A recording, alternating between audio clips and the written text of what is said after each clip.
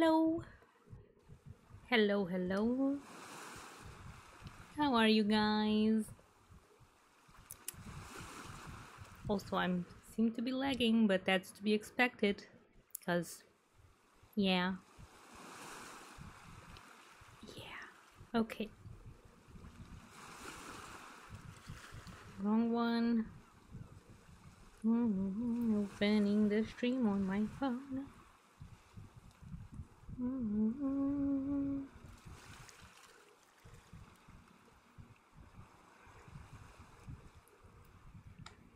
Let's see.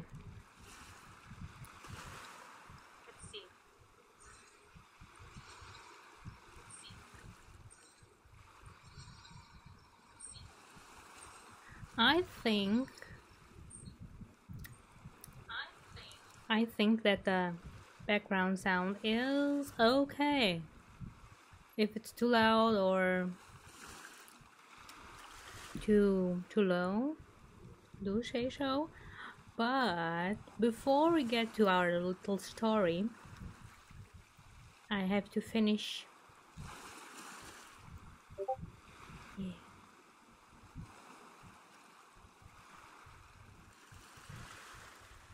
Oh.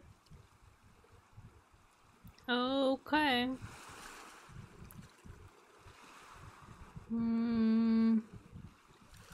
Studio mode. I forgot to add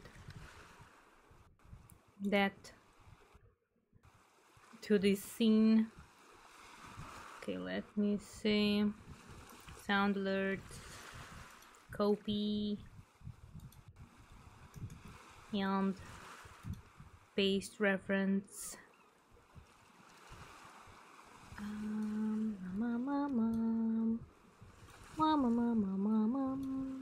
There we go. All done. It's online now. Let me share.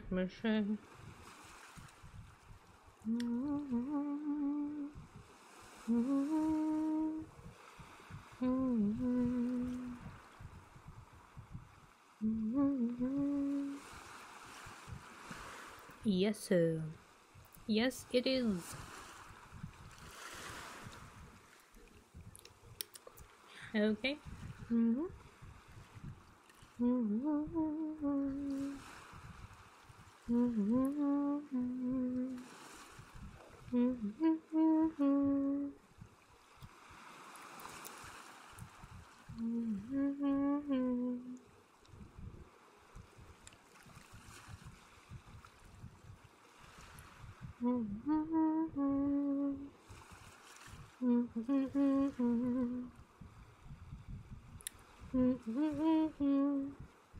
Also, there it is.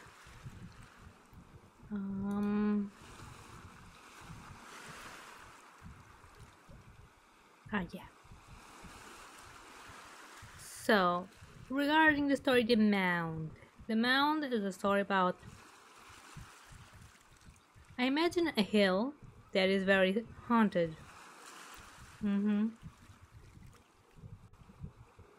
And the first chapter depicts happenings at said mound.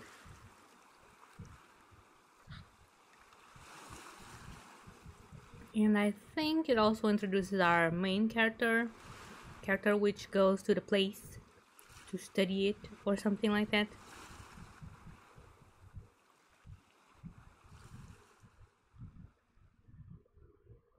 At least that's what I remember.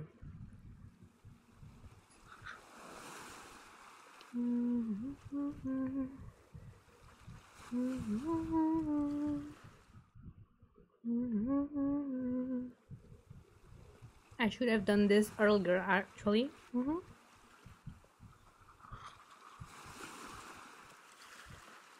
Both eating the ice cream and reading this, because I don't really remember much. But I know I read the first chapter.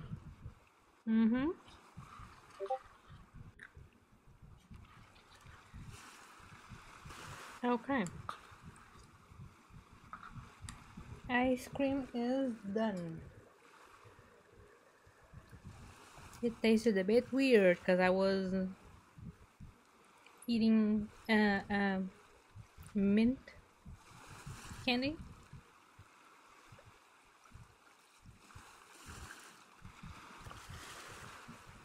Okay, so I'm gonna read from the first chapter the two last paragraphs, because yeah.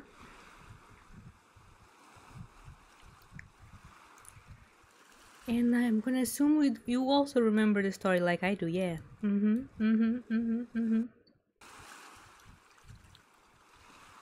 Okay, so we stepped from the frame house to the quiet side street or lane and walked a few paces in the light of a waning August moon to where the houses were thinner. The half moon was still low and had not blotted many stars from the sky, so that I could see not only the westering gleams of Altair and Vega, but the mystic shimmering of the Milky Way. As I looked out over the vast expanse of earth and sky in the direction that Compton pointed. Then all at once I saw a spark that was not a star, a bluish spark that moved and glimmered against the Milky Way near the horizon, and that seemed in a vague way more evil and malevolent than anything in the vault above. In another moment, it was clear that the spark came from the top of a long, distant rise in the outspread and faintly lit plain. And I turned to Compton with a question. "Yes," he answered. "It's the blue ghost light. And that is the Mound. There's not a night in history that we haven't seen it. And not a living soul in Binger that would walk out over that plain toward it. It's a bad business, young man. And if you're wise, you'll let it rest where it is. Better call your search off, son, and tackle some of the other Injum legends around here. We've plenty to keep you busy, heaven knows." And that's the end of chapter 1. So yeah, chapter 2.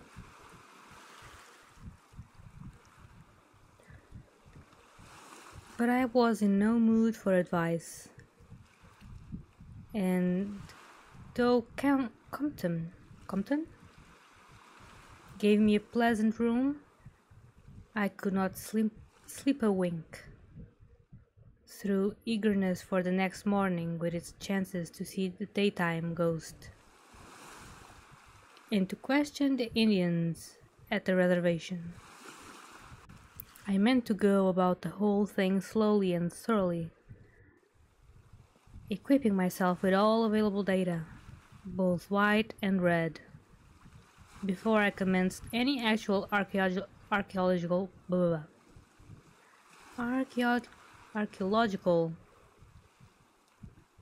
investigations. I rose and dressed at dawn, and when I heard others stirring, I went downstairs. Compton was building the kitchen fire while his mother was busy with in the pantry. When he saw me, he nodded, and after a moment invited me out into the glamorous young sunlight. I knew where we were going, and as we walked along the lane, I strained my eyes westward over the plains. There was the Mound, far away and very curious in its aspect of artificial regularity. As I looked at it, yes. It was not as wide as that from east to west, Compton said, but had the contour of a rather thinnish ellipse. Oh, oh, okay. And that okay means that there was an issue, a hiccup, see? A little hiccup, yeah. Okay, we're back. Ellipse, yes. He, I knew, had been safely out to it, and back several times. As I looked at the rim, silhouetted against the deep blue of the west, I tried to follow its minor irregularities, and became impressed with a sense of something moving upon it. My pulse mounted a bit feverishly, and I seized quickly on the high-powered binoculars which Compton had quietly offered me. Focusing them hastily, I saw at first only a tangle of underbrush on the distant moundish rim, and then something stalked into the field. It was unmistakably a human shape, and I knew at once that I was seeing the daytime Indian ghost. I did not wonder at the description, for surely the tall, lean, darkly robed being with the filleted black hair and seamed, coppery, expressionless, equiline face, that's a lot of adjectives, looked more like an Indian than anything else in my previous experience. And yet my trained ethnologics I told me at once that this was no reddish skin of any sort. Hitherto known to history. Yeah, that's tough words. But a creature of vast racial variation and of a wholly different culture stream.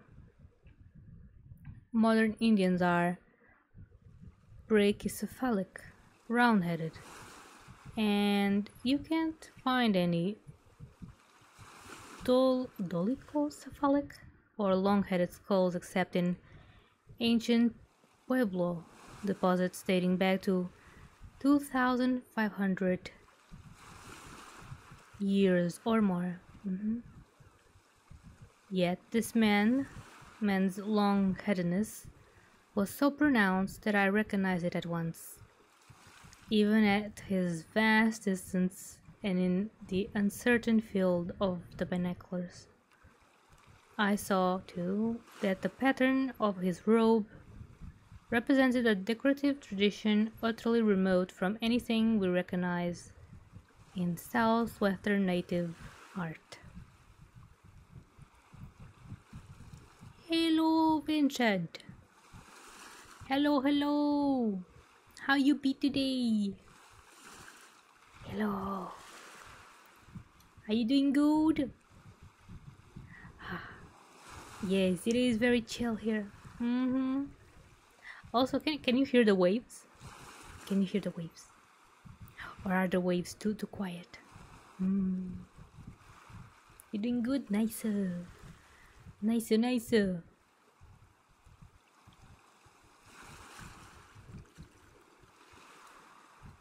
Okay.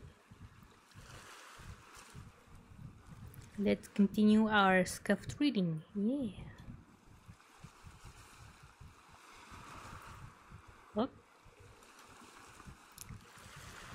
There were shining metal trappings, likewise in a short sword or kindred weapon at his side,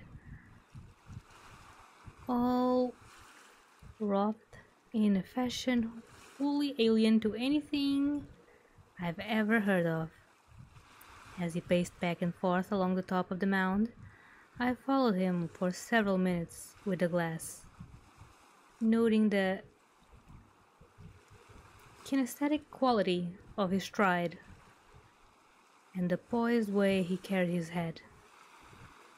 And there was borne in upon me the strong, persistent conviction that this man, whoever or whatever he might be, was certainly not a savage. He was the product of a civilization. I felt instinctively,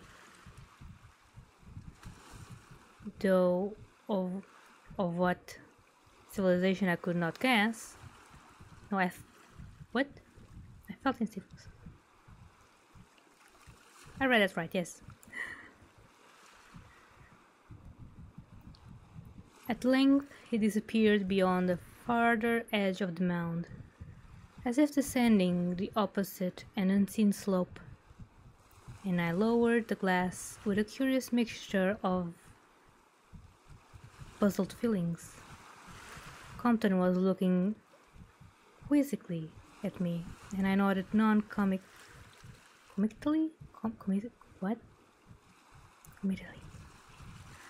What do you make of that? He ventured. This is what we've seen here in Binger every day of our lives. That noon found me at the Indian reservation talking with the old gray eagle, who, through some miracle, was still alive, though he must have been close to 150 years old. 150? What? He was a strange, impressive figure, this stern, fearless leader of his kind who had talked with outlaws and traders in French buckskin and French officials in knee breeches and three-cornered hats. And I was glad to see that because of my air of deference towards him, he appeared to like me. His liking, however, took an unfortunately obstructive form as soon as he learned what I wanted, for all he would do was to warn me against the search I was about to make. "You good boy. You no bother that hill. Bad medicine. Plenty devil under there. Catch 'em when you dig, no hurt. Go and dig, no come back. Just same when me boy. Just same when my father and he father boy. All time buck, he walk in day. Squaw with no head. She walk in night. All time since white man with thin coats. They come from Sunset and below Big River. Long way back. 3-4 times more back than Grey Eagle. 2 times more back than Frenchman. All same after then." Oop. Lost myself a bit.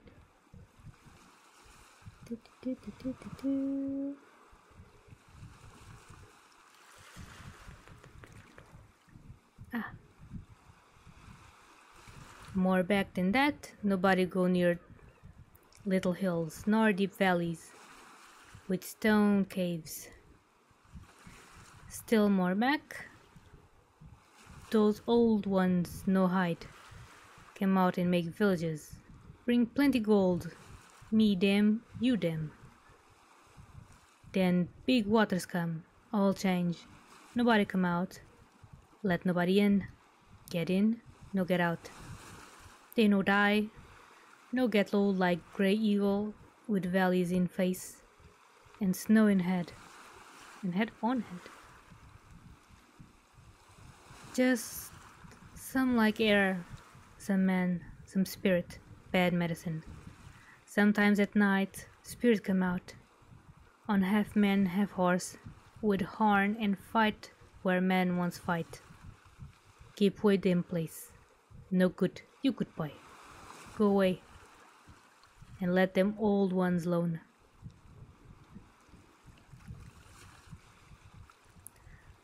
That was... Oh, hello, the funky boy. Hello, hello. Welcome to my reading stream. Welcome.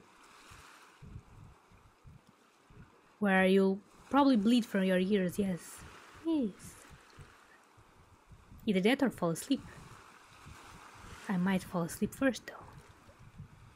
Might. Hello, hello. How you be? How's life, wife, and the kids, Mr. Funky Boy? Also, are you feeling fresh?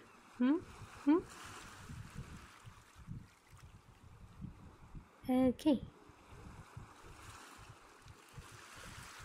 That was all I could get out of the ancient chief, and the rest of the Indians would say nothing at all. But I was troubled. Grey Eagle was clearly more so,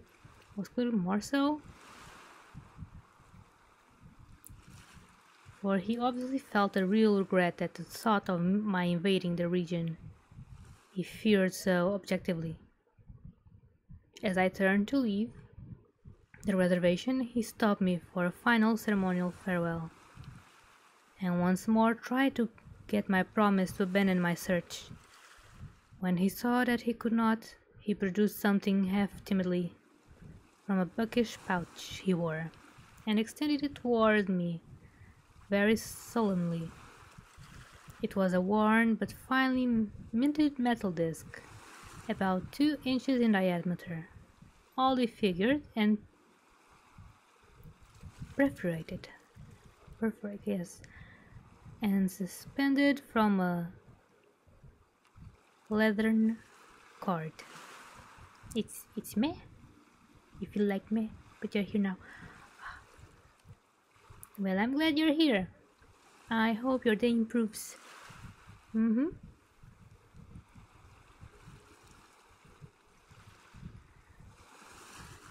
no promise.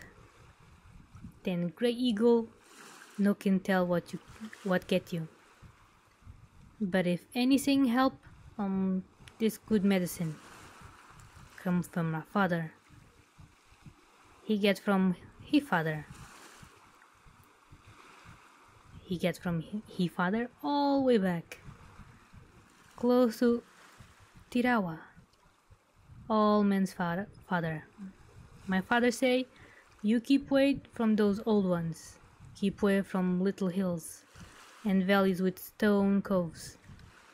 But if old ones, they come out to get you, then you chew, this medicine, yes. They know. They make him long way back. They look, then they no do such bad medicine. Maybe. But no can tell. You keep away, just same. Them no good. No tell what they do. As he spoke, Grey Eagle was hanging the thing around my neck, and I saw it was a very curious object indeed. The more I looked at it, the more I marveled. For not only was it heavy, darkish, lustrous, and richly molded substance, an absolute strange metal to me, but what was left of its design seemed to be of a marvelously artistic and utterly unknown workmanship. One side, so far as I could see, had borne an exquisitely modeled serpent design, whilst the other side had depicted a kind of octopus or other tentacled monster. Oh, it's Cthulhu. Naruhodo, Cthulhu. There were some half-effaced hieroglyphics too, of a kind which no archaeologist could identify or even place conjecturally. With Grey Eagle's permission, I later had expert historians, anthropologists, geologists, yeah, that's the word, and chemists pass carefully upon the disk, but from them I obtain only chorus of bafflement. It defied either classification or analysis. The chemists call it an amalgam of unknown metallic elements of heavy atomic weight, and one geologist suggested that the substance must be of meteoric origin, shot from unknown gulfs of the interstellar space. Whether it really saved my life or sanity or existence as human being, I cannot attempt to say. But Grey Eagle is sure of it. He has it again now, and I wonder if it has any connection with his inordate age. All his fathers who had it lived far beyond the century mark, perishing only in battle. Is it possible that Grey Eagle, if kept from accidents, will never die? But I am ahead of the story. When I returned to the village, I tried to secure more Mound lore, but found only excited gossip and opposition. It was really flattering to see how solicitous,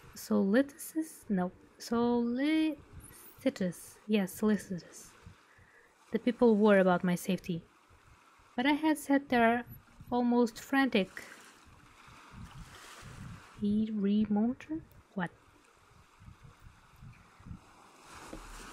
Remontrances aside.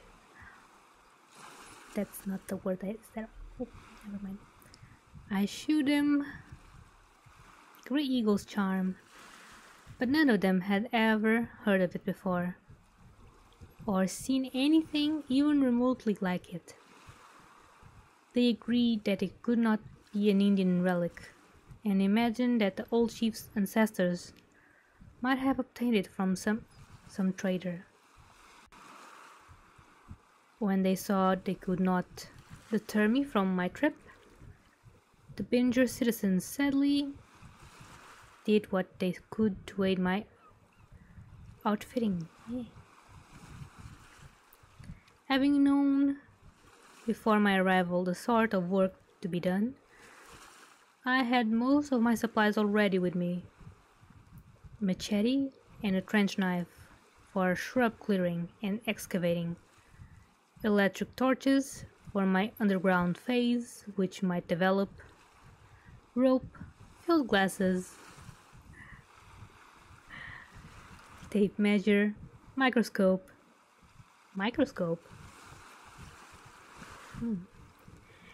and incidentals for emergencies, as much, in fact, as I might be comfortable stowed in a convenient handbag.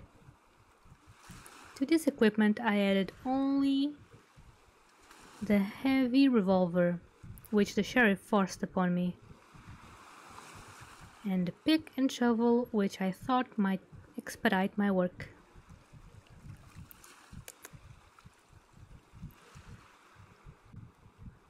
I decided to carry this latter thing slung over my shoulder with a stout cord, for I soon saw that I could not hope for any helpers or fellow explorers.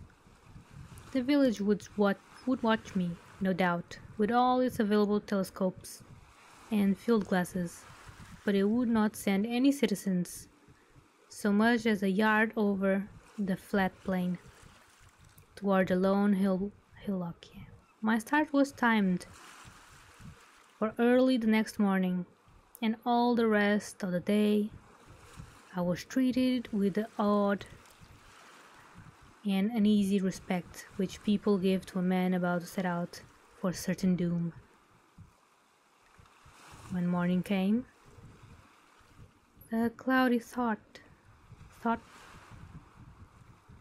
what?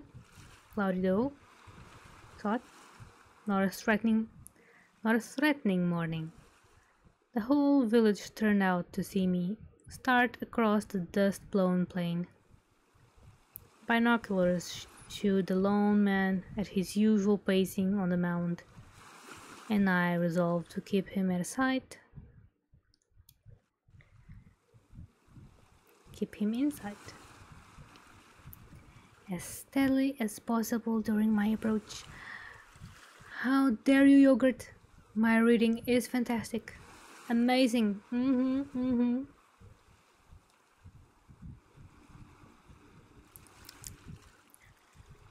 It's amazing. Also, how are you? Doing good? Besides just insulting my marvelous reading skills. Marvelous. Actually, I'm gonna drink water. I've already forgot where I was.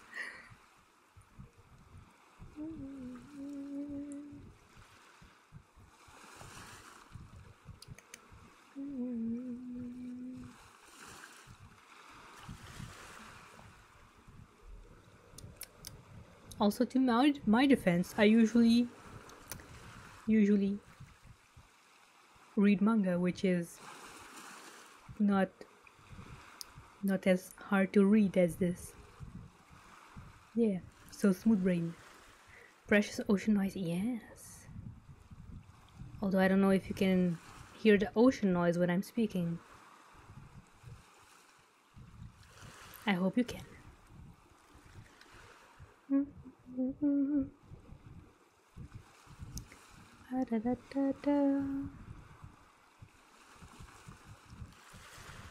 Okay, I resolved to keep him in sight as steadily as possible during my approach.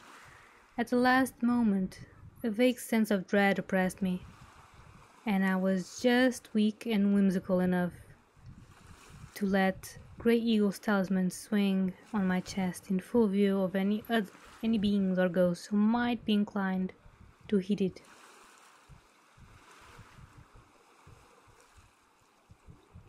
I can't hear you while Ocean speaks. Yes. Yes. Okay. Yes.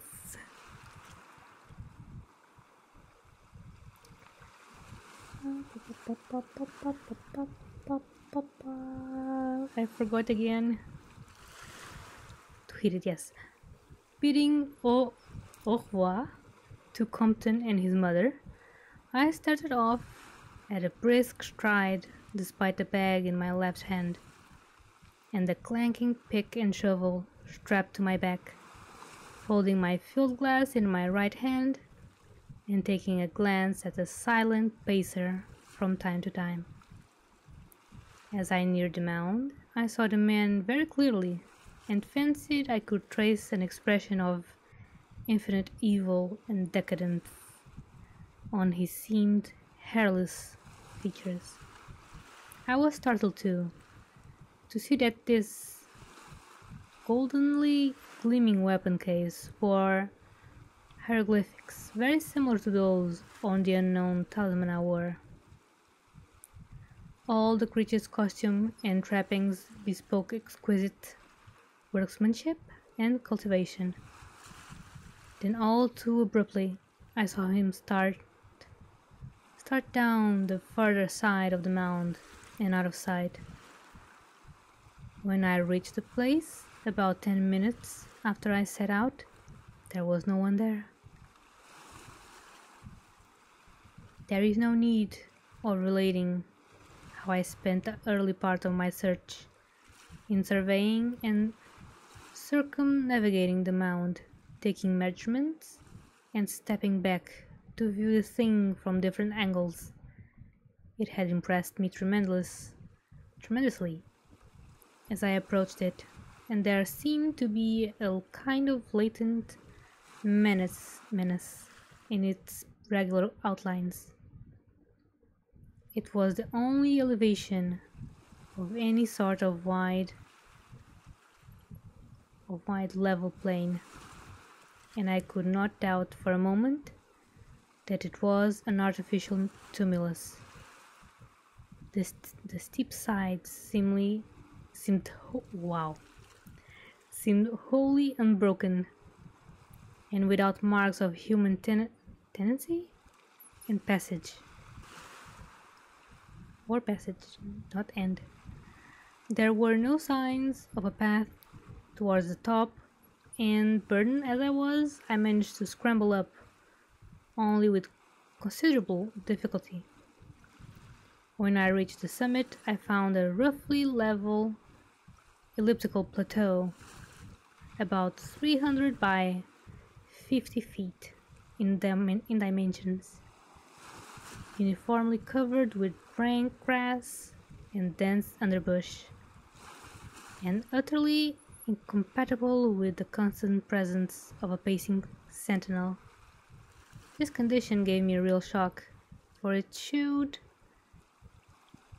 beyond question that the old Indian, vivid though he seemed, could not be other than a collective hallucination. I looked about with considerable perplexity and alarm, glancing wistfully back at the village and the mass of black dots, which I knew was the watching crowd. Training my glass upon them, I saw that they were studying me avidly with their glasses. So to reassure them, I waved my cap in the air with a show of jauntiness, which I was far from feeling. Then, settling to my work, I flung down pick shovel and bag, taking my machete from the latter and commencing to clear away underbush. It was a weary task, and now and then I felt a curious shiver as some perverse gust of wind arose to hamper my motion, with a skill approaching deliberateness. At times it seemed as if a half-tangible force were pushing me back as I work, almost as if the air thickened in front of me, or as if formless hands tugged at my wrists. My energy seemed used up without producing adequate results, yet, for all that I made some progress.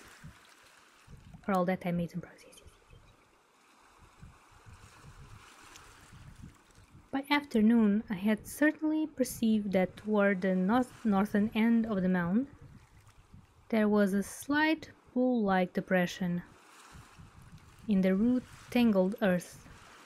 While this might mean nothing, it would be a good place to begin when I reached the digging stage, and I made a mental note of it. At the same time, I noticed another and very peculiar thing, namely that the Indian talisman, swinging from my neck, seemed to behave oddly at a point about 17 feet southeast of the suggested bowl. Its gyrations were altered whenever I happened to stoop around that point, and it tugged downward, as if attracted by some magnetism in the soil. The more I noticed this, the more it struck me, till at length I decided to do some preliminary digging there without further delay. As I turned up the soil with my trench knife, I could not help wondering at the relative thickness of the reddish regional layer. The country as a whole was all red sandstone earth, but here I found a strange black loam less than a foot down. It was such soil as one finds in the strange deep valleys further west and south, and must surely have been brought by a considerable distance in the prehistoric age when the mound was reared. Kneeling and digging, I felt the leathered cord around my neck tugged harder and harder, as something in the soil seemed to draw the heavy metal talisman more and more. Then I felt my implement strike a hard surface, and wondered if a rock layer rested beneath. Prying about with the trench knife, I found that such was not the case. Instead, to my intense surprise and feverish interest, I brought up a mold clawed heavy object of cylindrical shape, about a foot long and 4 inches in diameter, to which my hanging talisman clove with glue-like tenacity.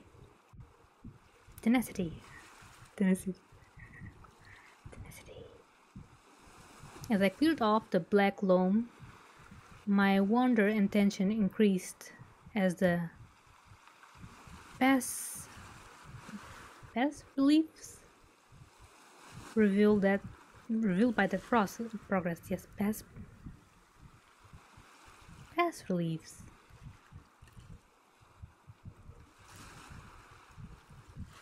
Okay. The whole cylinder, ends and all, was covered with figures and hieroglyphs, and I saw with growing excitement that these things were in the same unknown tradition as those on Grey Eagle's charm and on the yellow metal trappings of the ghost I had seen through my binoculars. Sitting down, I further cleaned the magnetic cylinder against the rough corduroy of my knickerbockers. Knickerbockers? Huh. Are those shoes? Or pants? Knickerbockers. I don't know. Anyway, I'm imagining it's the shoes, yes. For some reason, it's shoes. Okay, knickerbockers. And observed it was made of the same heavy, lustrous, unknown metal as the charm. Hence, no doubt, the singular attraction. The carvings and chasings were very strange and very horrible. Nameless monsters and designs fraught with insidious evil, and all were of the highest finish and craftsmanship. I could not at first make head or tail of the thing, and handle it aimlessly until I spied a cleavage near one end. Then I thought eagerly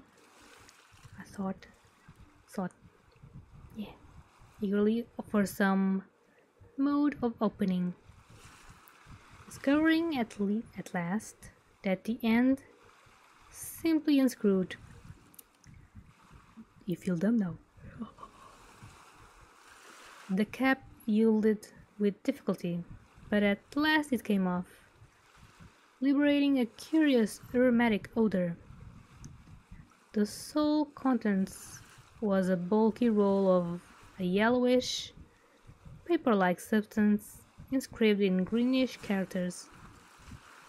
And for a second, I had the supreme thrill of fancying that I held a written key to unknown elder words and abysses beyond time. Almost immediately, however, the unrolling of one end showed that the manuscript was in Spanish. The ancient elder language of Spanish, yes. Albeit the formal, pompous Spanish of a long departed day. In the golden sunset light, I looked at the heading and the opening paragraph. trying to decipher the wretched and ill-punctured script of the vanished writer. What manner of relic was this? Upon what sort of discovery had I stumbled? The first words set me in a new fury of excitement and curiosity, for instead of diverting me from my original quest, they startlingly confirmed me in that very effort. The yellow scroll with the green script began with a bold identify caption and ceremoniously desperate appeal for belief in incredible revelations to follow. Ooh, now we have Spanish. Should I try and butcher this? After some water, yes. I'll try to read the Spanish.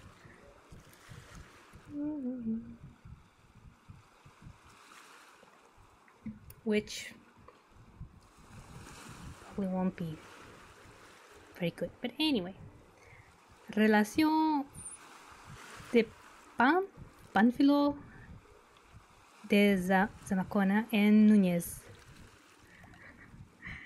Hidalgo de Luarca en Asturias tocante el mundo soterráneo de...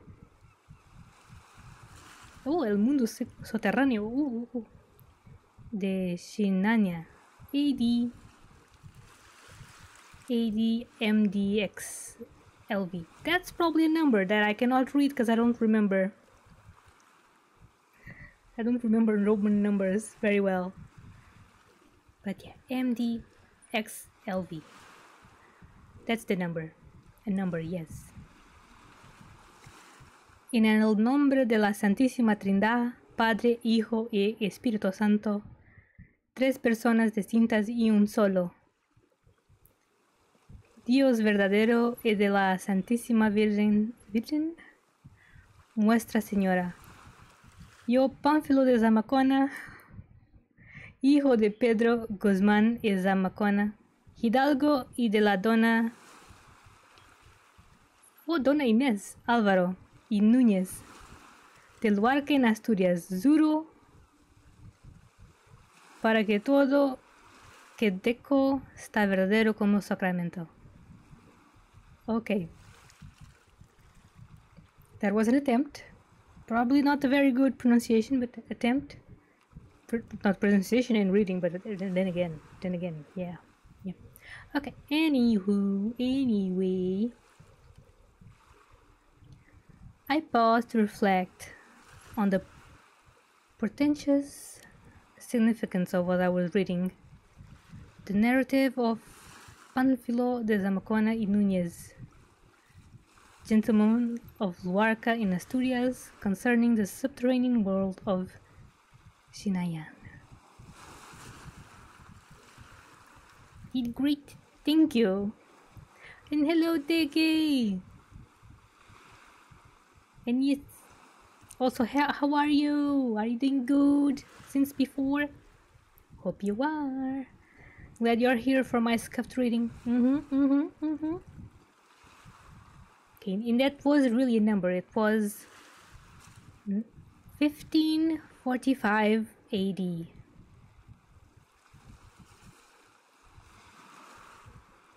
I think it was 80. Yeah. Okay, continuing. Here surely was too much for any mind to observe all at once. A subterranean world. Again, that persistent idea which filtered through all the Indian tales and through all the utterances of those who had come back from the Mound. And the date, 1545. What could this mean? In 1540, Coronado and his men had gone north from Mexico into the wilderness, but had they not returned back in 1542?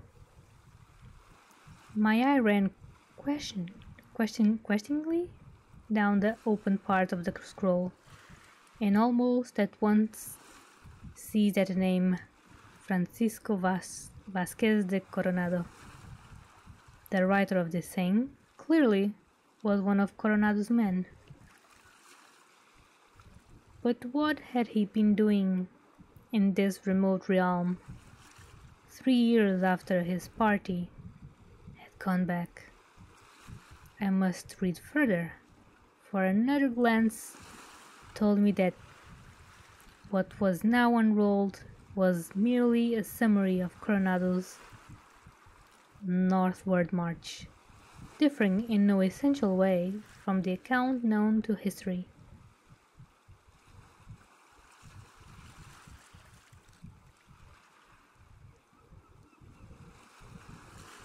Oh, who's the skeleton with the red shades? Well, we're all wearing red shades. But that's Scully, yes. My Scully. He was on the other scene from Halloween, and I just, transported him back here. He's just chilling there. Just chilling. I even thought of putting him in is this what, a hammock? But he was like, nah, fam, I'll just be here, looking at your drink. So yeah. Okay. More water.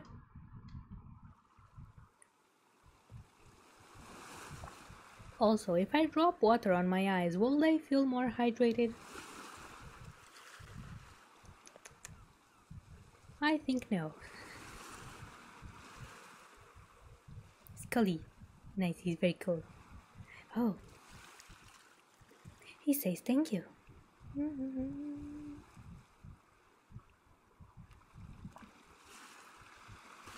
Okay. Let me just make something here. Oh.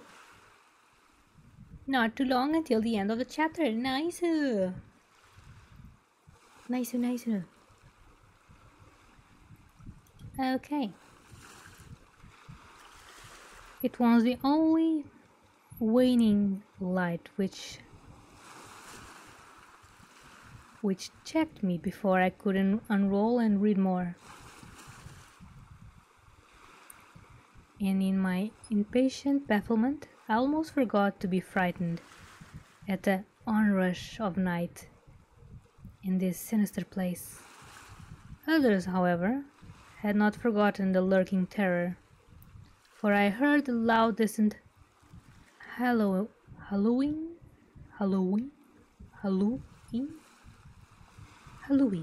yeah, from a knot of men who had gathered at the edge of the town. Answering the anxious hail, I restored the manuscript to its strange cylinder, to which the disc around my neck still clung until I pried it off and packed it in my smaller implements for departure, leaving the pick and shovel for the next day's work. I took up my handbag, scrambled down the steep side of the mound, and in another quarter hour I was back in this village, explaining and exhibiting my curious find. As darkness drew on, I glanced back at the mound I had so lately left, and saw with a shudder that the faint bluish torch of the nocturnal squaw ghost had begun to glimmer. It was hard work waiting to get at the bygone Spaniard's narrative, but I knew I must have quiet and leisure for a good translation, so reluctantly saved the task for the later hours of the night, promising the townsfolk a clear account of my findings in the morning. and giving them an ample opportunity to examine the bizarre and provocative cylinder.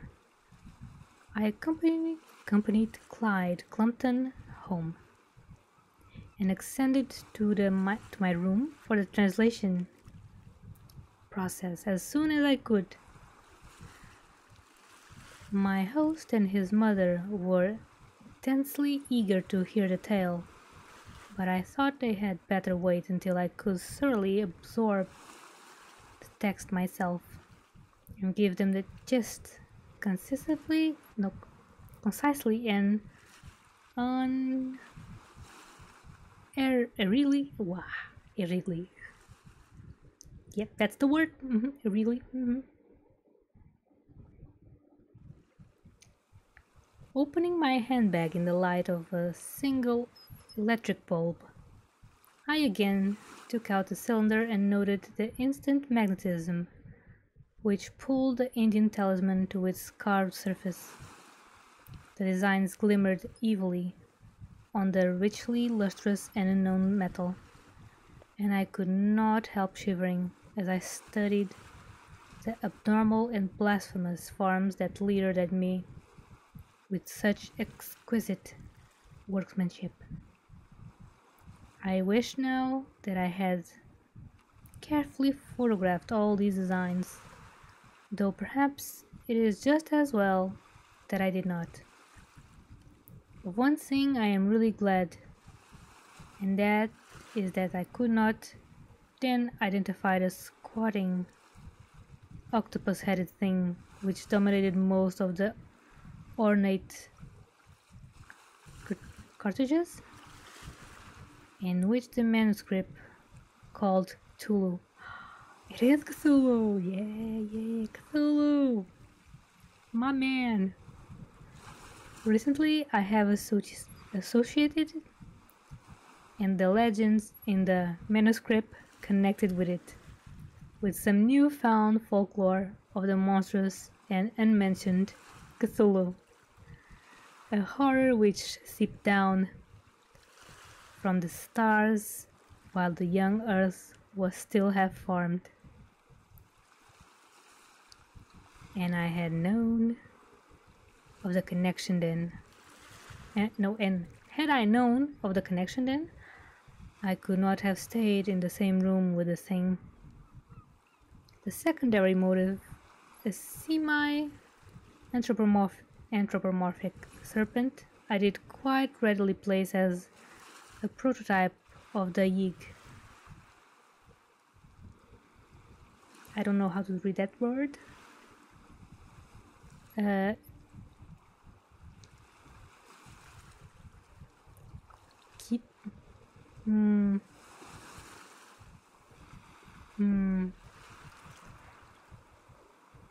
I'm gonna post it in chat so you can see the word that it is, and I cannot read that. But I think that it's in the same word, but I don't know how to pronounce it, so yeah. Now you know. There. That word. I don't know how to read that. It evades me. Okay. Continuing. And Ku Klux Klan. Ku Klux Klan, yes. Conceptions. Before opening the cylinder, I tested its magnetic powers on metals other than that of Grey Eagle's disc, but found that no attraction existed. Oh no! Well, wait.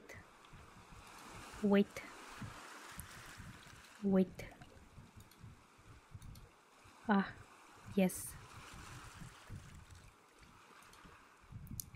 There.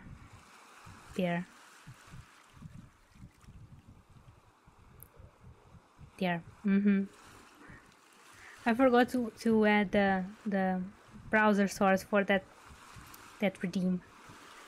Sorry, Gigi.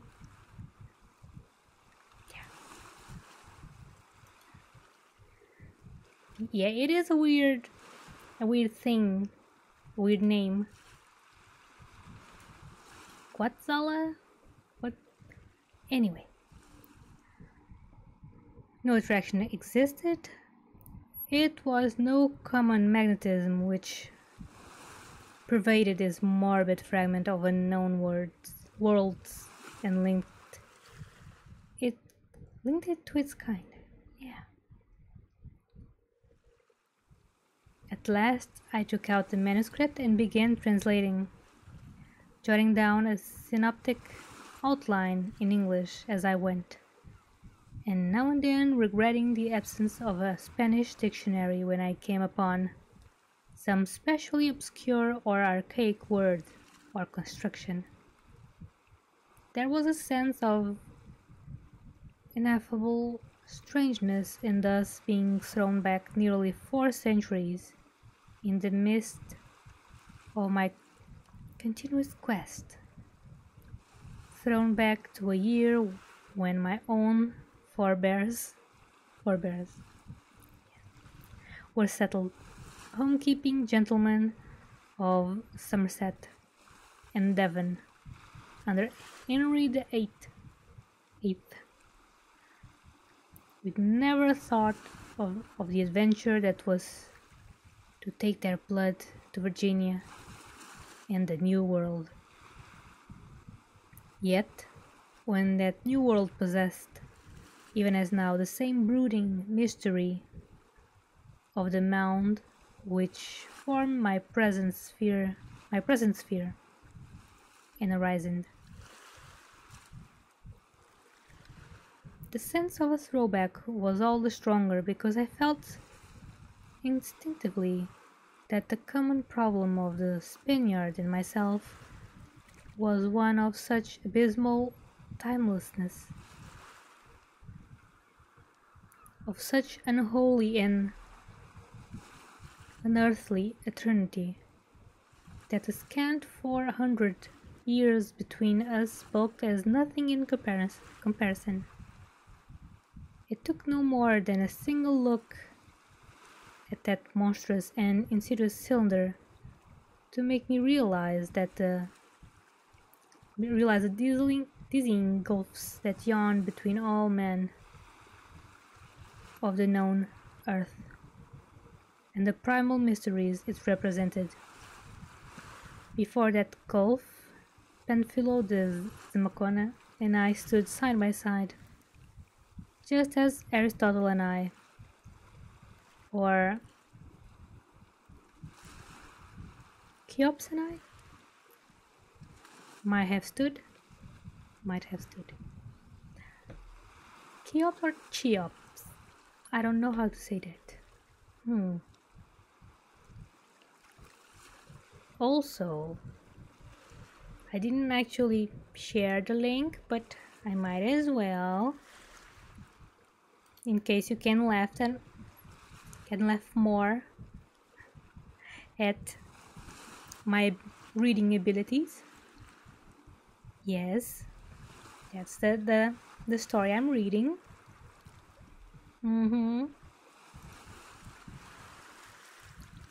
Also, that was the end of chapter 2. I will now read chapter 3, but before I'm gonna rub my eyes, cause yeah, for some reason I woke up supremely early today.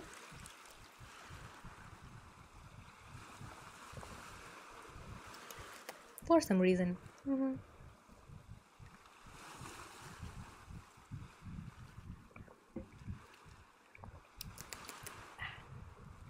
Hydration completed. Okay. Doing some stretching to help focusing reading. Yeah.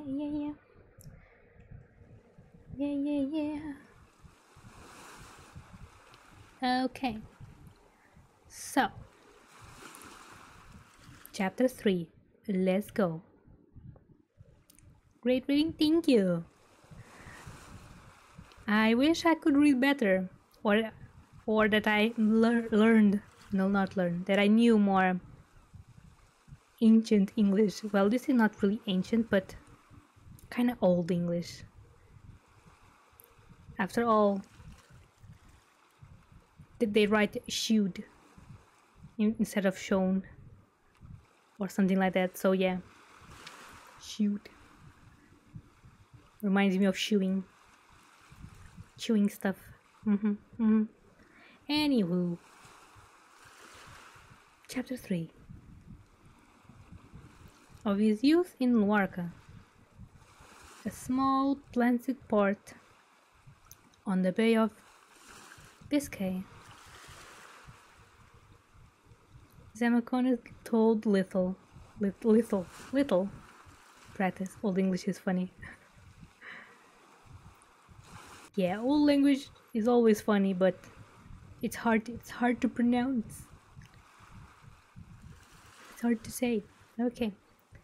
He had been wild and a younger son, and had come to New Spain in 1532, when only 20 years old. Sensitively imaginative, he had listened spellbound to the floating rumors of rich cities and unknown worlds to the north, and especially to the tale of the Franciscan friar Marcus de Niza, who came back from a trip in 1539 with glowing accounts of fabulous Cibola and its Cibola? Onion? Cibola?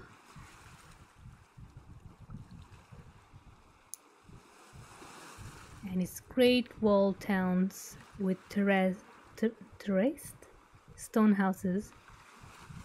Hearing of Coronado's contemplated expedition in search of these wonders, and of the greater wonders whispered to lie beyond them in the land of buffaloes, young Zamacona managed to join the picked party of 300 and started north with the rest of the 1540.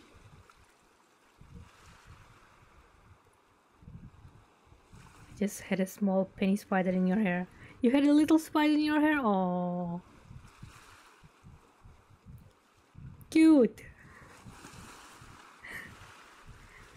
You could say the same thing from Portuguese. What? There is hard pronunciation. That is right. It is right. But again, I have trouble speaking Portuguese in English. Yes, I speak to the two, but I don't speak the two well. No, both are terrible. Yes, Cibola. Maybe I read that wrong. Maybe it's Cibola. Cibola.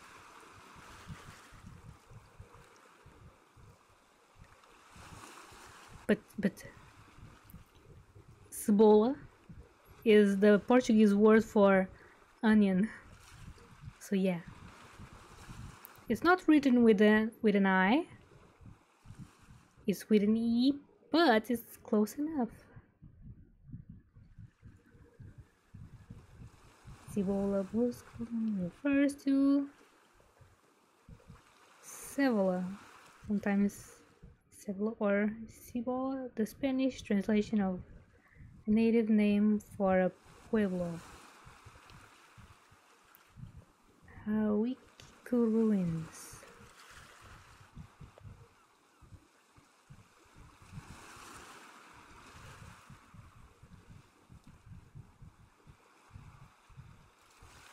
Did not help much, but that's because my brain is smooth. Brain smooth. Sorry, funky boy.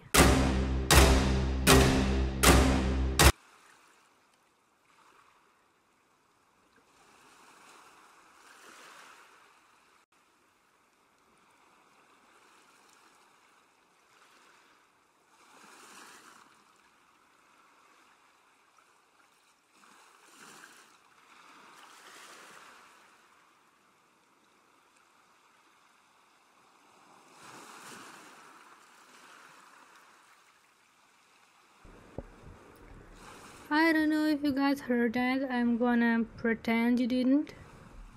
And then I'm gonna privatize the video. The VOD, yes. But guess what? Guess what?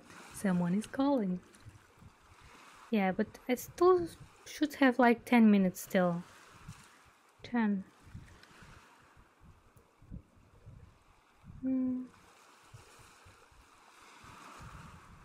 Oh, the cities of gold, like Elder. Yeah. Oh, I see.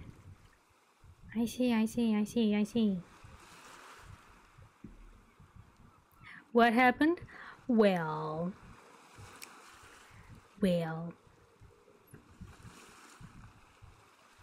I have stuff to do after the stream. And someone was calling me very loudly.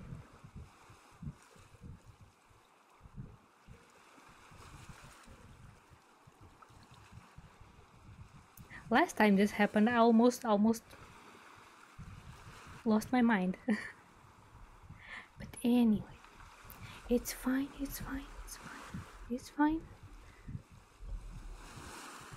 I'll just mute or put a loud sound in the VOD.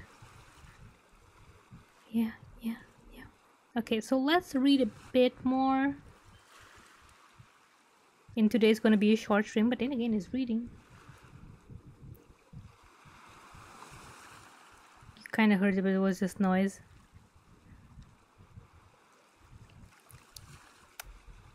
Yeah, let's pretend it was just noise.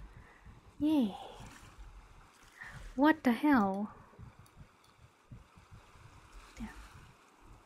Was trying to change the link.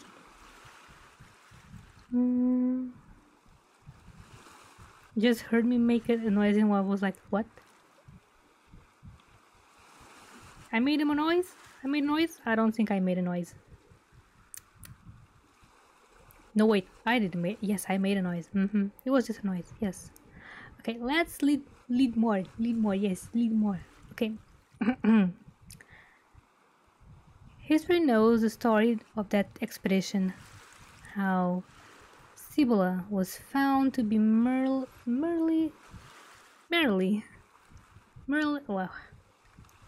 the squalid Pueblo village of Zuni, and how the Niza was sent back to Mexico in disgrace for his florid exaggerations. How Coronado first saw the Grand Canyon, and how the Sicuye on the Pecos he heard from the Indian called El Turco of the rich and mysterious land of Quivira. This is tough, man. Tough. Far to the northeast, where gold, silver, and buffaloes abounded, and where there flowed a river 2 leagues wide. Zamacona told briefly of the winter camp at Tigues on the Pecos, and of the northward start in April, when the native guide proved false and led the party astray amidst a land of prairie dogs, salt pools, and roving bison hunting tribes. When Coronado dismissed his larger force and made his final 42-day march with a very small and select detachment, Zamacona managed to be included in the advancing party. He spoke of the fertile country and of the great ravines with trees visible only from the edge of their steep banks, and of how all the men lived solely on buffalo meat.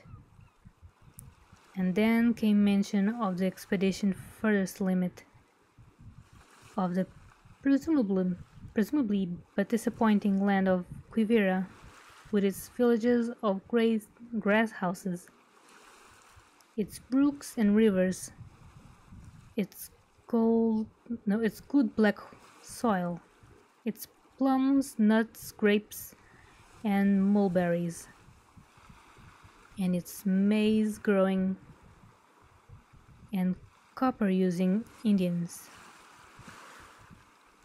The execution of El Turco, the false native guide, was casually touched upon, and there was a mention of the cross which Coronado raised on the bank of the great river in the autumn of 1941.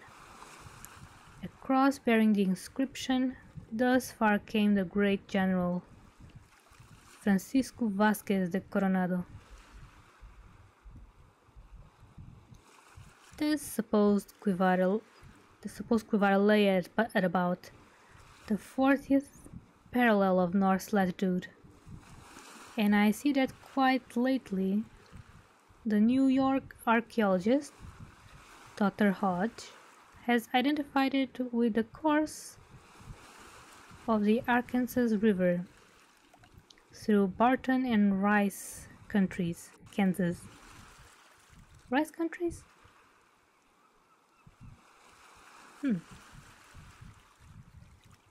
It is the old home of the Wichitas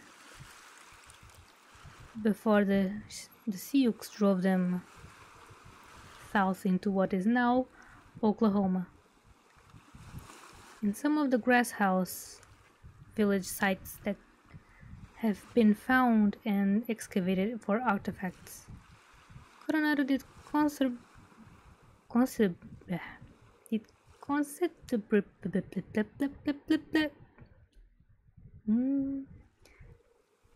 considerably there. Considerable exploring hereabouts led hither and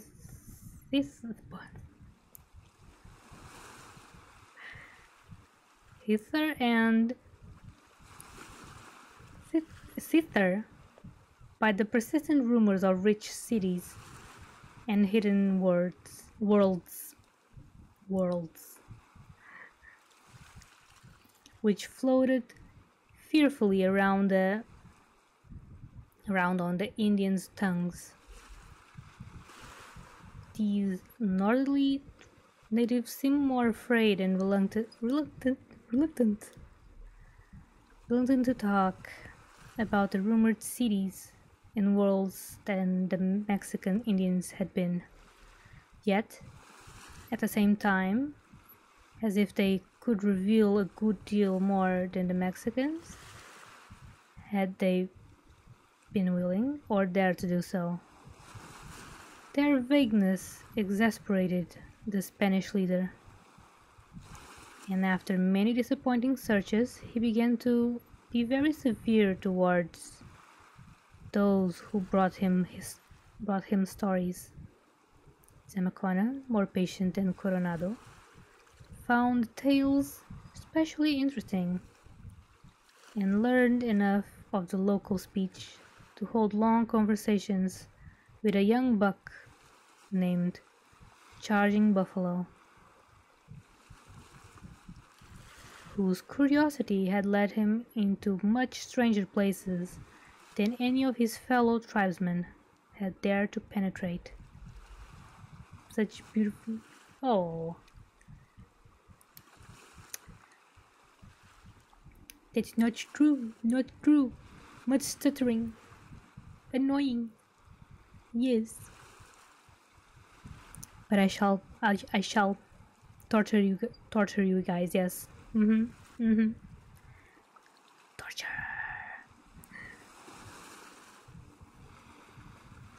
Okay. It was Charging Buffalo who told Zamacona of the queer stone doorways, gates, or cave mouths at the bottom of some of those deep, steep, wooded ravines which the party hadn't noticed on the northward march. Am I reading it fine? Well, thank you. Thank you.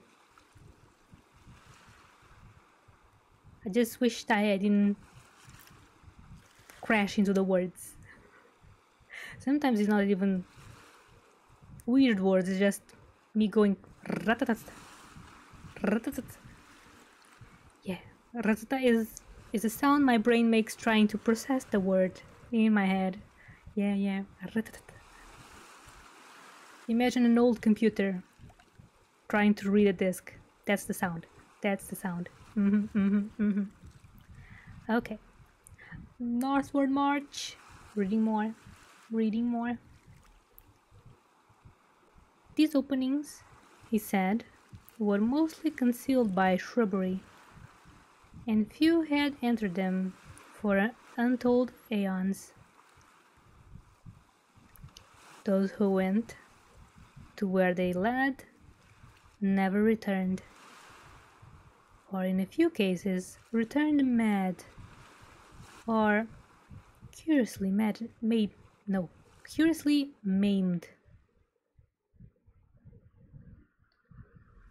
What is curiously maimed? Like some people came without an ear? Is that curiously maimed? Because maimed is hurt, right?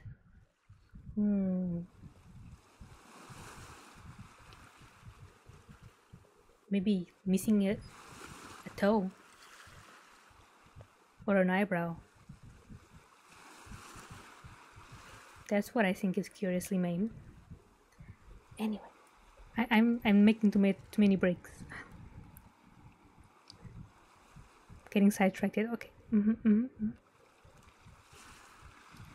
But all this was legend, for nobody was known to have gone more than a limited distance inside any of them within the memory of the grandfathers of the oldest living men. Charging Buffalo himself had probably been farther than anyone else, and he had seen enough to curb both his curiosity and his greed for the rumored gold below.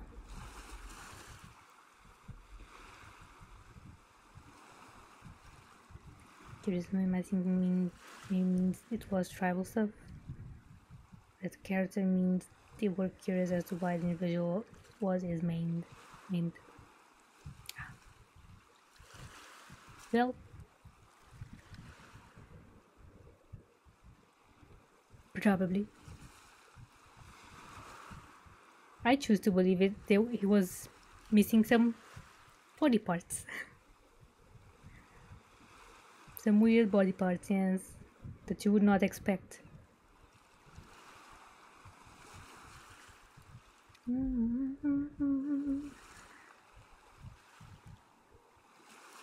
Okay, gold below. Beyond the aperture he had entered, there was a long passage running crazily up and down and around about, and covered with frightful carvings of monsters and horrors that no man had ever seen. At last, after untold miles of windings and descents, there was a glow of terrible blue light, and the passage opened into a shocking netherworld. Oh, they went into the nether, I see. I bet they encountered pigmen. Now I lost myself again with the joke. Damn it. Netherworld, there it is. About this, the Indian would say no more, for he had seen something that had sent him back in haste. Pigmen. But the golden cities must be somewhere down there, he added, and perhaps a white man with the magic of the thunder stick might succeed in getting them. he would not tell the big chief Coronado what he knew, for Coronado would not listen to Indian talk anymore. Yes, he could choose Amakonad away if the white man would leave the party and accept his guidance. But he would not go inside the opening with a white man. It was bad in there. Yeah, pigment.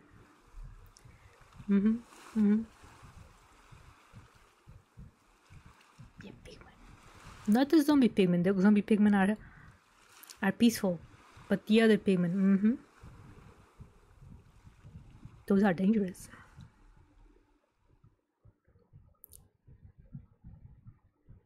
The place was about a 5 days' march to the south, near the region of great mounds.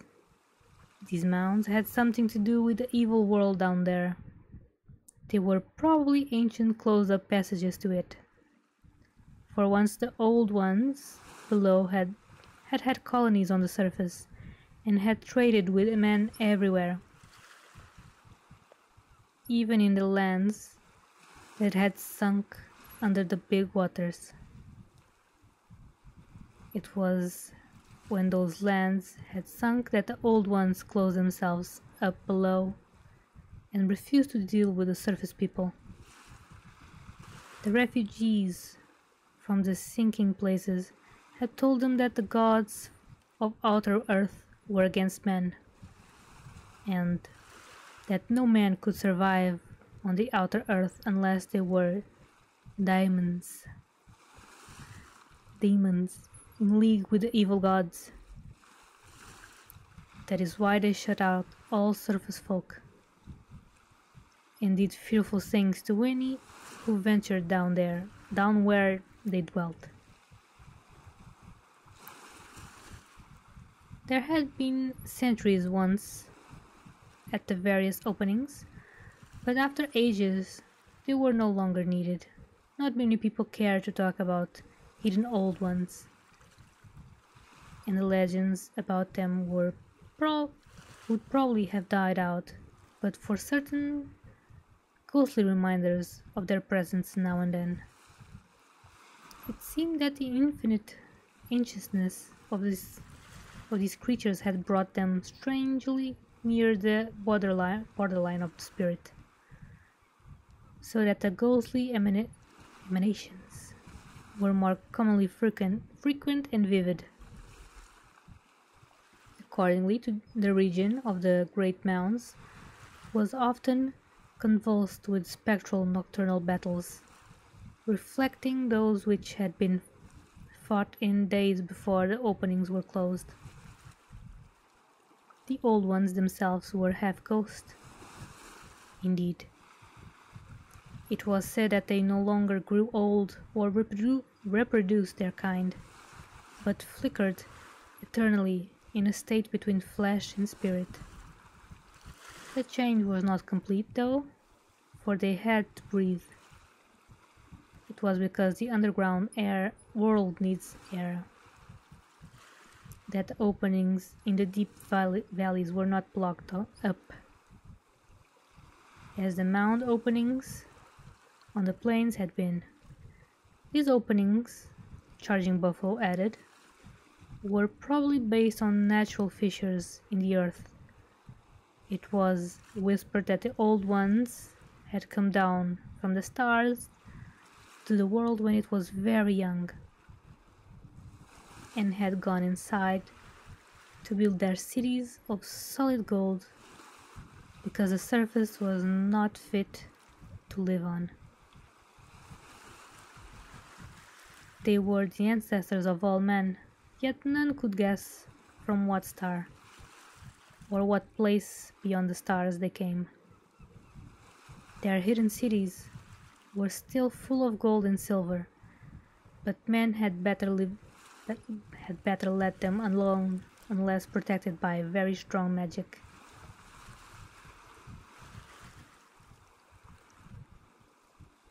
Doctor Strange in Nether? Well, I don't know. I have yet to see the movies, so I don't know what you're talking about. But maybe they know Doctor Strange, yes. Maybe Doctor Strange went into the realm of Cthulhu, so yeah.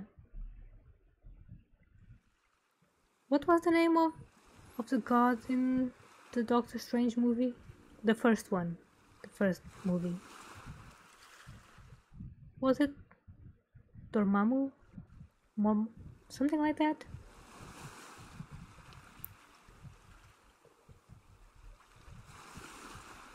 I don't even remember what type of god he was. Okay. He was called Kevin. Could be. Could be.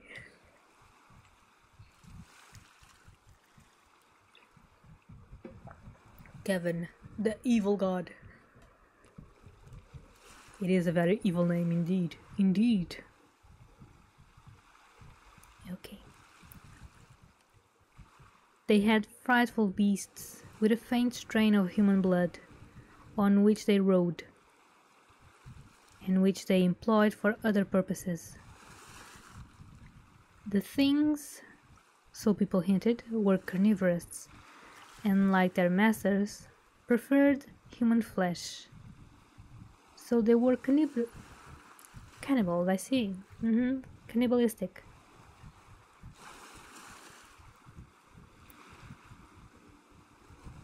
Yes, I have not seen the new movie of Doctor Strange. No, not yet.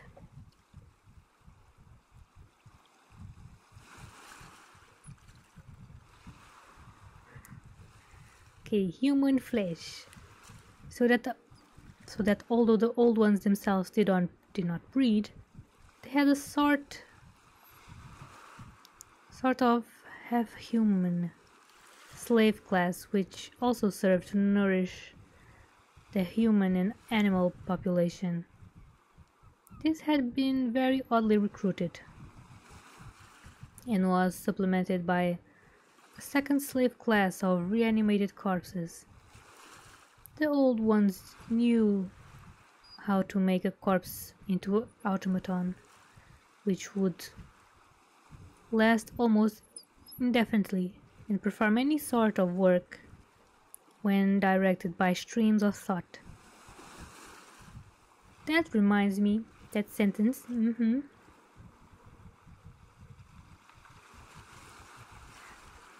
reminds me of, I think it was a video I saw on Twitter, that they now can make corpses of spiders grab things.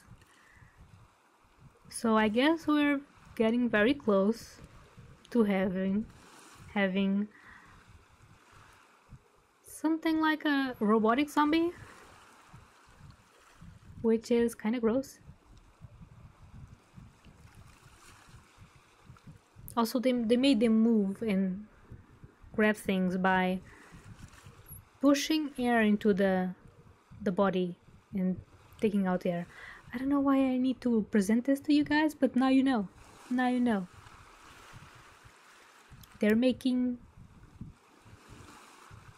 zombie spiders. Zombie spiders, automaton thingies. Yes, okay, automaton. Okay. Charging Buffalo said that the people had all come to talk by means of thought only, speech having been found crude and needless, except for religious devotions and emotional expression, as aeons of discovery and study rolled by.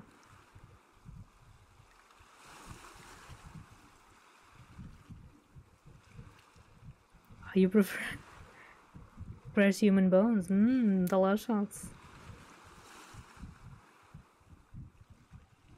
Can do it with animal corpses using electric charges via the brain nerves. But can they move though?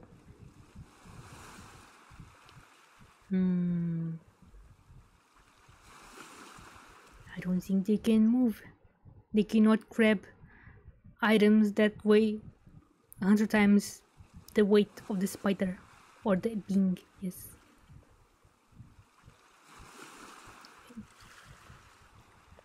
Zombie spiders are.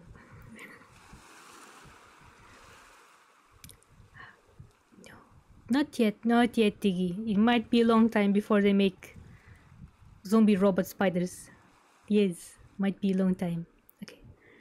They worshipped Yig, the great father of serpents, and Tulu, the octopus-headed entity that had brought them down from the stars, appeasing both of these hideous monstrosities by means of human sacrifices offered up in a very curious manner, which Charging Buffalo did not care to describe.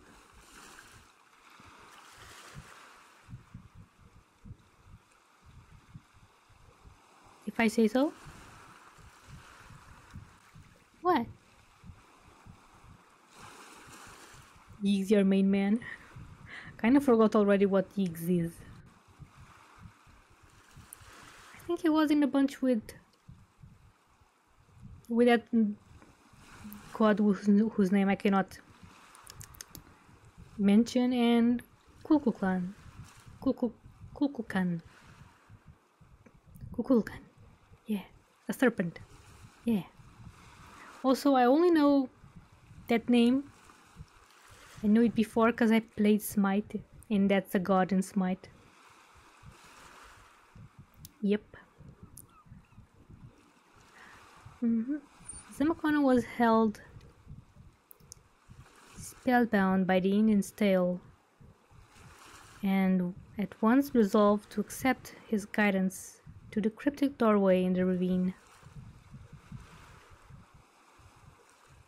Lesser star spawned like Cthulhu. Ah. Ying, the father of serpents. Is Ying the same as Kukulkan? Kukulkan.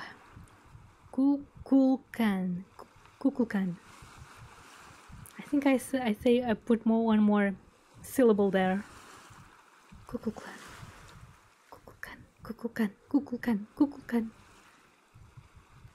I think Kukulkan is also the father of serpents. He's supposed to be the master of all elements, but prefers wind.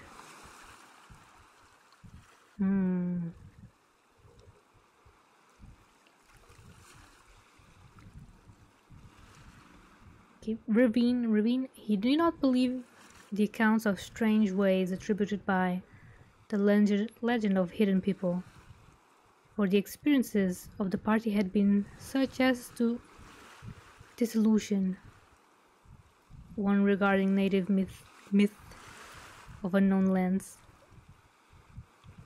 But he did feel that some sufficiently marvelous field of riches and adventure must indeed lie beyond the weird carved passages in the earth.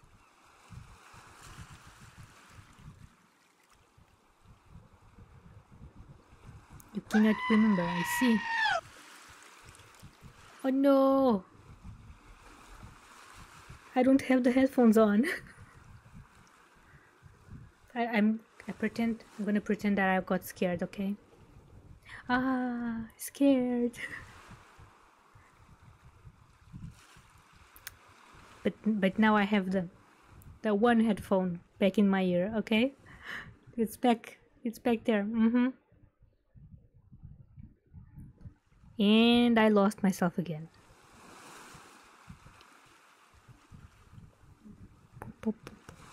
Ah, Earth. There it is. At first, he thought of persuading Charging Buffalo to tell his story to Coronado, offering to shield him against any effects of the leader's testy skepticism.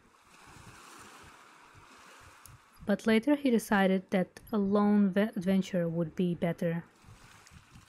If he had no aid, he would not have to share anything he found, but might perhaps become a great discoverer and owner of fabulous riches.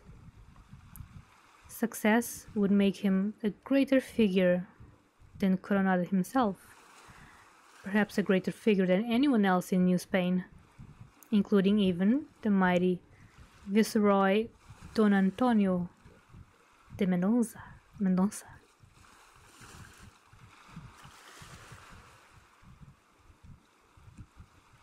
Kukulkan is feather serpent god in many Mesoamerican cultures. And yes, he does have feathers.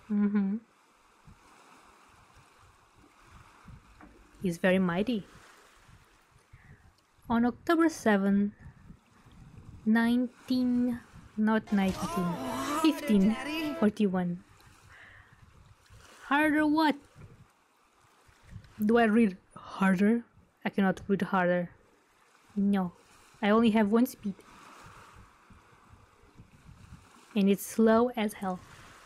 Okay, on October 7, 1541, at an hour close to midnight, Zamacona stole out of the Spanish camp near the Grass House village and met Charging Buffalo.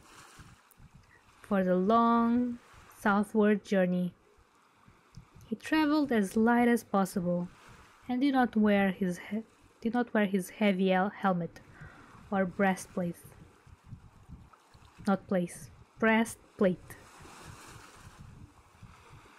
Of the details of the trip, the manuscript told very little, but Zamacona records his arrival at the Great Ravine on October the 13th.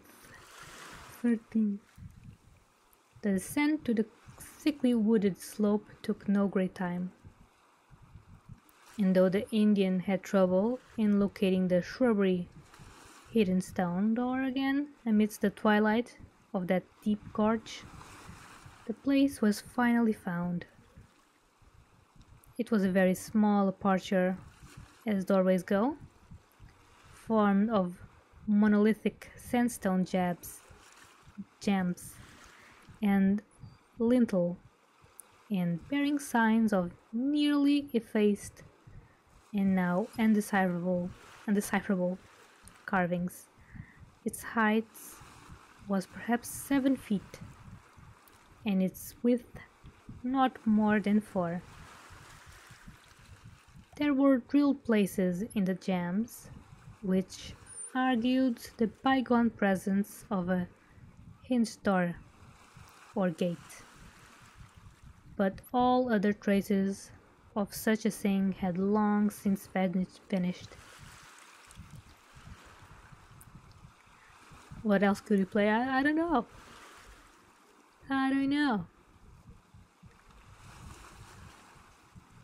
What story is this? It's The Mound by H.P. Lovecraft. Let me put the linky again. We have a linky that you may follow. Yes, linky. This is a scuff reading of The Mound. It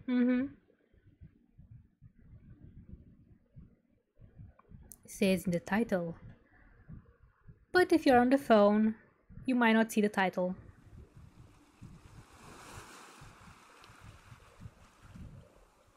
Now, where was I? It's only a game. Why you have to be mad? I don't know. Maybe you had too many stakes on the game. Pop, pop, pop, pop, pop, pop. Ah. Now I remember. Now I remember. Oh, wait. Let's. Oh, there. I'm straight again. I'm sitting straight. That's what I mean.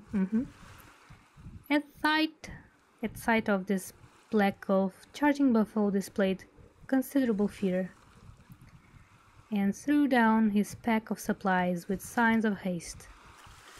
He had provided Zamacona with a good stock of resinous torches and provisions, and had guided him honestly and well, but refused to share in the venture that lay ahead.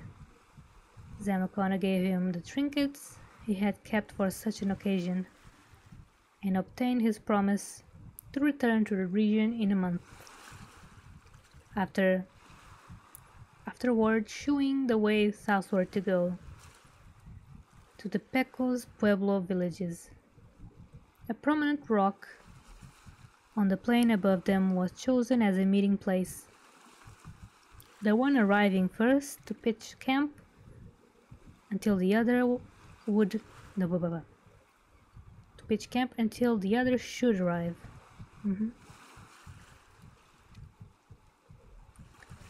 In the manuscript, Zamacona expressed a wistful wonder as to the Indians' length of waiting at the rendezvous, for he himself could never keep that trust. Yes. Yeah. At the last moment, Charging Buffalo tried to dissuade him from his plunge into the darkness, but soon saw it futile, and gestured a stoical farewell before lighting his first torch and entering the opening with his ponderous pack. The Spaniard watched the lean form of the Indian scrambling hastily and rather relievedly upward among the trees. It was the cutting of his last link with the world, though he did not know that he was never to see a human being in the accepted sense of that term again. Zamacona felt no immediate premonition of evil upon entering the ominous doorway,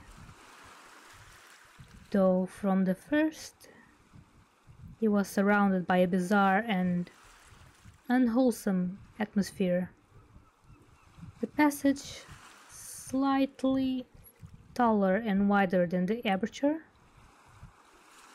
was for many yards a level tunnel of cyclopean masonry with heavily worn flagstones underfoot and grotesquely carved granite and sandstone blocks insides and ceiling. The carvings must have been loathsome and terrible indeed, to judge from Zamacona's description, according to which most of them revolved around the monstrous beings Yig and Tulu. They were unlike anything the adventurer had ever seen before, though he added that the native architecture of Mexico came closest to them of all things in the outer world. After some distance, the tunnel began to dip abruptly, and irregular natural rock appeared on all sides. The passage seemed only partly artificial, and decorations were limited to occasional cottages with shocking bas-reliefs. I still don't know what those are. Yeah. Following an enormous descent, whose steepness at times produced an acute danger of slipping and tobogganing, the passage became exceedingly uncertain in its direction and variable in its contour. At times, it narrowed almost to a slit, or grew so low that stooping and even crawling were necessary, while at other times it broadened out into a sizable caves or chains of caves. Very little human construction, it was plain, had gone into this part of the tunnel, though occasionally a sinister cartouche or hieroglyphic on the wall, or a blocked-up lateral passageway would remind Zamacona that this was in truth the aeon-forgotten high road to a primal and unbelievable world of living things. More water.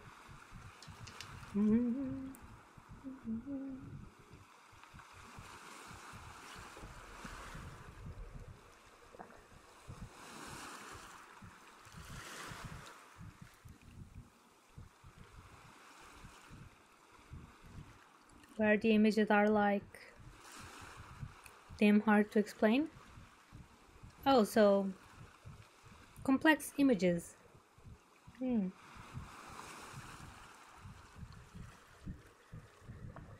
Positive spaces.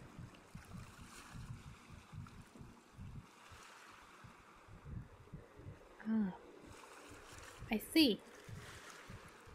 Carvings are sticking out. I see.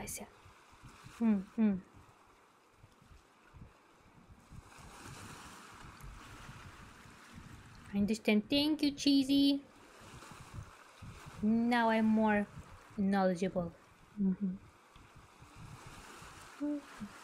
Rubbing my eyes again. Also having hiccups, because that's nice. Well, they're not hiccups really, they're more like burps, but anyway. If you hear something weird, I am sorry. I cannot stop myself.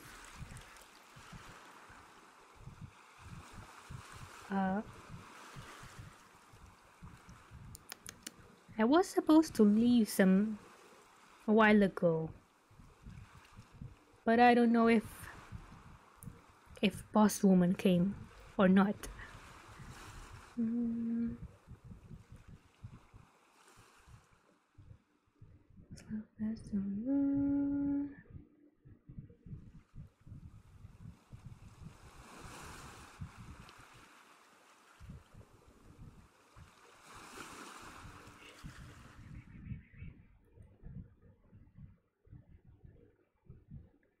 Yeah, that was a bit confusing, Funky.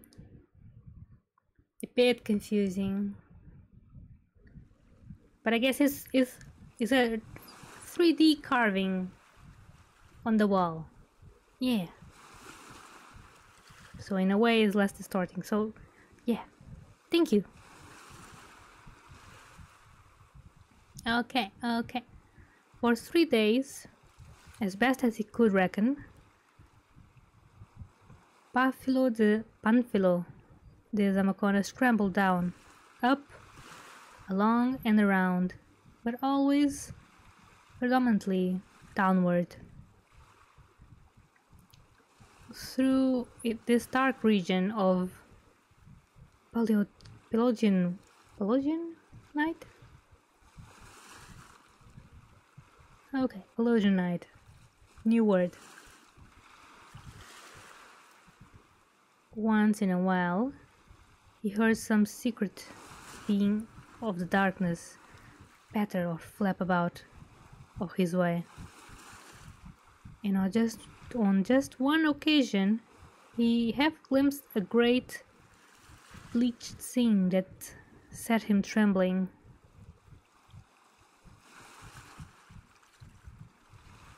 Okay, Diggy, go grab that water and chocolate.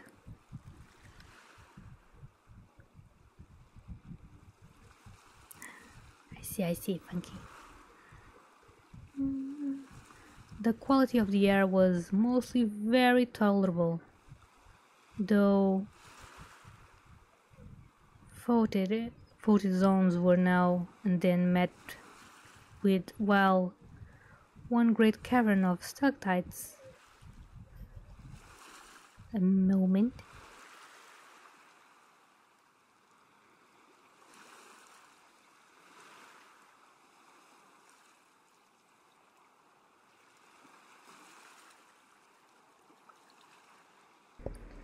Okay, let me see something. So I'm gonna read the rest of the paragraph.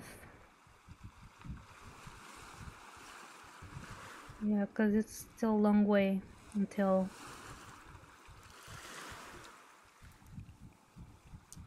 the end of the chapter. So I'm gonna read the rest of this paragraph and we'll continue next week, yes.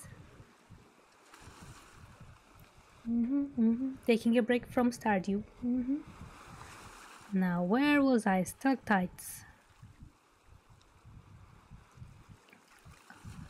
zone were now and then met with, while one of the great caves of stalactites and stalagmites afforded a depressing dampness.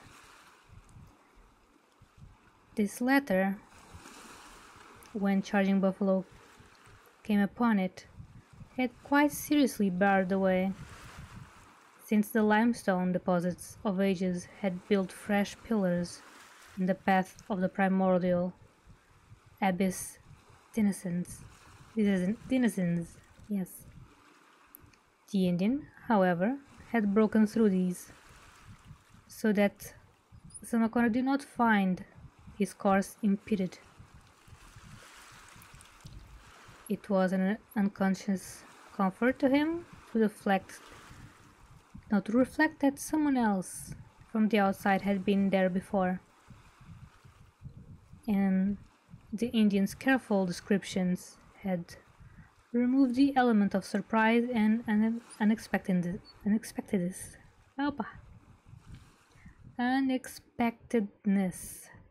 Yeah. More Charging Buffalo knowledge of the tunnel had led him to provide so good a torch supply for the journey in and out that there would be no danger of becoming stranded in the darkness. Sam O'Connor camped twice, building a fire whose smoke seemed well taken care of by the natural ventilation. Okay. So, Kylla needs to take a photo of the thing, so she knows where she's left off. Say cheese, people! Cheese! Why am I taking a picture? Because I'm gonna have to go away. Bookmark. There. So everyone. Oh, I moved. Just slightly. There was an extra C there, Diggy Dome. An extra C. Let's change slightly. No, not slightly. If you had forgotten the N, then it would be problematic. But okay, so this is the end of my reading stream today. Mozzarella cheese.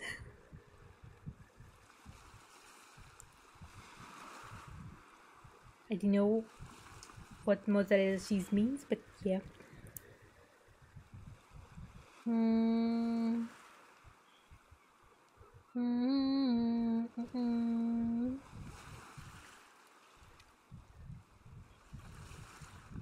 I was just checking to see if there was anyone we could raid.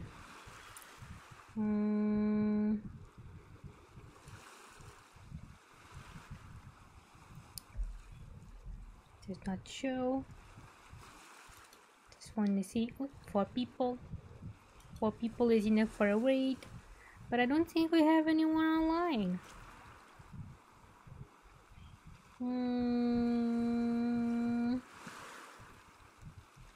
So I guess there will be no raid today. So yeah.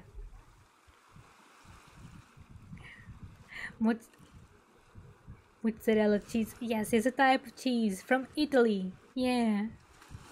Yes, you are cheese bot. Yes, cheesy bot. A cheesy bot. Yeah.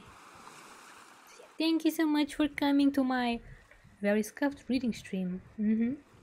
I hope you enjoyed, or at least did not die from my magnificent reading skills. Yes. I'll be seeing you tomorrow at around 5. After 5. That's what I should say, after 5, because yes. Although I hope it's not too hot. Yes, it should not be too hot. Hopefully. But yeah. Thank you so much. Kisses to all of you. And see you tomorrow. Have a good day. Have a nice evening and an awesome night too. Okay, so bye bye. Need to go before I'm murderized by the boss people. Bye bye. Bye bye bye bye bye.